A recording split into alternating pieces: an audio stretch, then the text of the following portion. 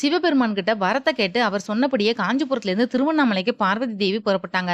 அவங்க கூடயே முருகப்பெருமானும் போனாரு. வழியில பார்வதி தேவி ஒரு இடத்துல தங்குனாங்க.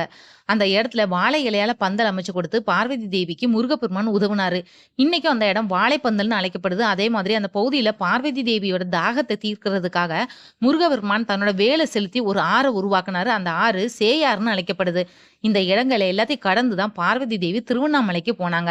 முதல்ல வடக்கு வீதிக்கு போய் அண்ணாமலையாரை வழிபட்டு தலைச்சுரம்ன்ற மலைப்பகுதியும் அடைஞ்சாங்க. அந்த பகுதியில கௌதமரும் அவரோட மனைவி அகலிகையும் மகன் சதானந்தரும் மடம் அமைச்சு வசிச்சு வந்தாங்க. அவங்க பார்வதி தேவியை வரவேற்று வணங்கினாங்க. பார்வதி தேவி சிவபெருமானை நோக்கி தவம் இருக்கிறதுக்காக அவங்க எல்லா வசதிகளையும் செஞ்சு கொடுத்தாங்க. பார்வதி தேவி அமைச்ச தவ சாலையில 7 கன்னியர்கள் காவலுக்கும் நிறுத்தப்பட்டாங்க. 8 பைரவர்கள் 4 திசைகளையும் காத்து நின்னாங்க. அவங்களுக்கு மத்தியில கூர்மையான ஊசி முனையில ஒரு கால் பெருவிரல ஊன்றி பார்வதி தேவி தவம் இருந்தாங்க. அந்த சமயத்துல தேவர்கள் வந்து தங்களை மகிஷாசுரன் துன்புறுத்துவதாக முறையிட்டாங்க.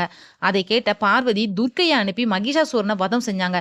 இதுல இருந்துதான் நவராத்திரி விழா தோன்றுனது. பார்வதி தேவியோட தவம் அதுக்கு பிறகும் நீடிச்சது. இந்த வீடியோ உங்களுக்கு பிடிச்சிருந்தா மத்தவங்களுக்கு ஷேர் பண்ணி விடுங்க. மற்றும் ஒரு நல்ல தலைப்புல நான் உங்களை சந்திக்கிறேன். நன்றி.